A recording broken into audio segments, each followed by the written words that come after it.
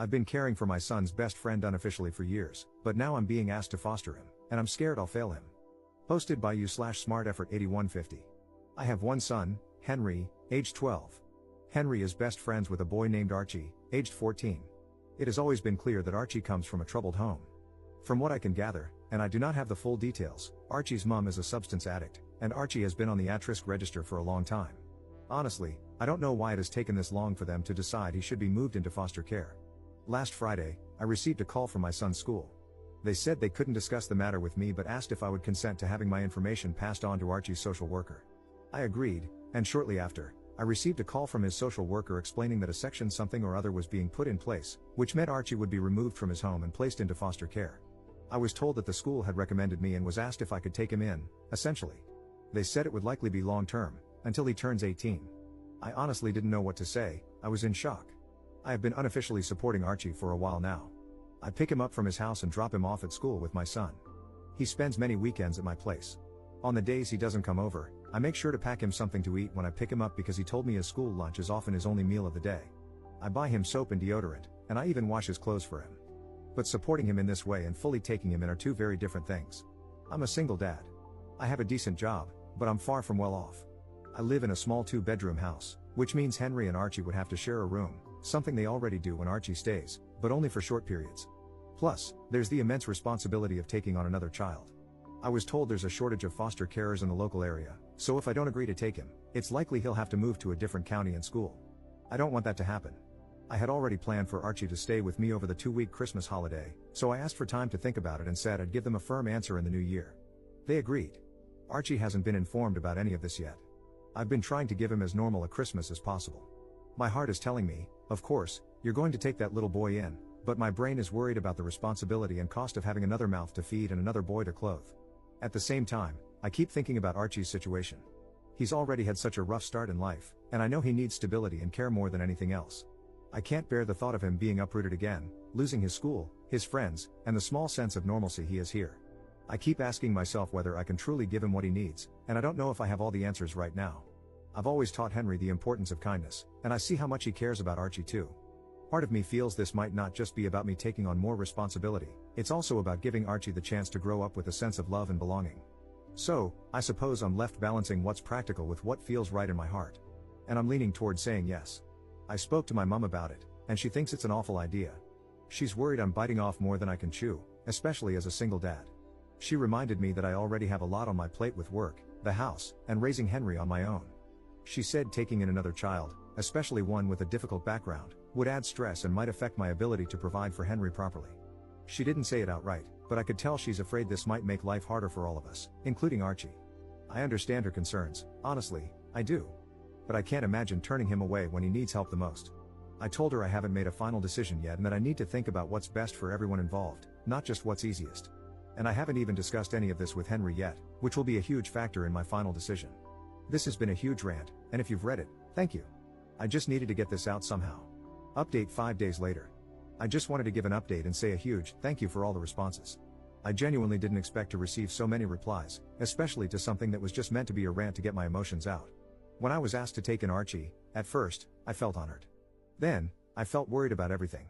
I am quite an anxious person in general, and my thoughts were flooded with concerns about whether I'd be good enough to support Archie in the way he needs. I love my mom, but she didn't help. I think I get my anxiety from her, although she has it on a much higher scale than I do. Every possible thing that could go wrong, she was texting me about all week. You're already stretched thin with work and Henry. You won't get one-on-one time with Henry anymore. How will you afford everything? These are real concerns, and I'm glad she brought them up because they gave me the opportunity to think about how I could mitigate them. A few of you mentioned the fostering allowance, which I knew about, but I couldn't find any concrete information on how much it would actually be. Every source online seemed to give a different answer, but none suggested it was very much. However, as some of you advised, I called the social worker's office and said I was seriously considering taking in Archie, which they were thrilled about, but I needed to understand the finances first to see if it was feasible. They said they couldn't provide exact numbers, as every case is different and it isn't decided until a placement is found. However, they told me the minimum would be around £190, about $240 US, per week, and that it would likely be completely tax-free.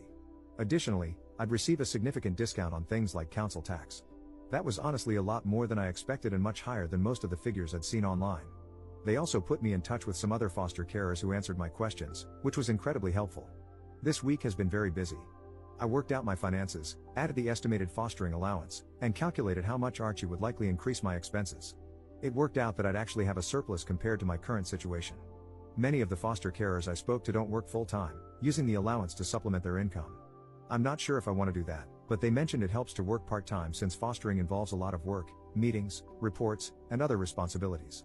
On top of that, I'd need to complete training during the first year to become fully qualified. I considered it, and with the additional allowance, I could move to a 0.6 contract, working 3 days per week, while still covering the costs of moving to a 3-bedroom house. While that would leave me with slightly less disposable income, it wouldn't be a significant reduction. I've spoken with my work, and they said they'd support me if I decided to do this, but I haven't made a final decision. I don't want it to seem like I'm taking advantage of Archie's allowance. After sorting out the finances, I needed to talk to Henry. This was honestly the most important part of my decision. If Henry said no, I'd struggle to go ahead with it. I took him out and explained the situation. I didn't go into the details of why Archie is going into care, as it's not my story to tell, even though Archie himself has been open about his rough home life. I discussed the potential challenges, less one-on-one time, less privacy, at least in the short term while we find a bigger house, and so on. Henry was incredibly supportive. He said that he and Archie had talked about how they both wished Archie could come and live with us. I told him not to mention anything to Archie yet until I had the chance to speak with him, and he agreed. Yesterday, I arranged for social services to come over. Archie, his social worker, and I sat down to talk. They told Archie he was going to be placed in foster care.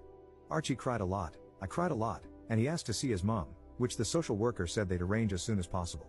In that moment, Archie didn't seem like a teenager, he seemed like a small child whose world was crumbling. Then they asked Archie if he'd want to stay with me. Although he was still distraught about being in care, he said he'd love to stay with me. We discussed what it would mean and how it would affect us. Afterward, Archie and his social worker spoke privately, and then the social worker and I talked. They expressed how thrilled they were about my decision and said they were pleased I planned to move to a bigger house soon, as Archie would need his own space, which I fully agree with.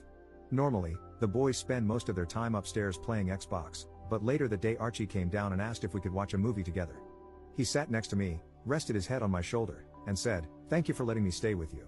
Writing this, I can feel tears welling up in my eyes again. I put my arm around him and said I'd always be there for him. Today, Archie seems a little down, which is entirely understandable. I honestly expected him to take it harder than he has. To cheer him up, we're going to see the new Lion King movie, even though I hate those live-action films, but this is for Archie, and then going out to eat, letting the boys choose where. I might return in a few months to give an update on how things are going. For now, I'm just hoping everything will be okay. I know the first few months will be the hardest. Thank you, everyone.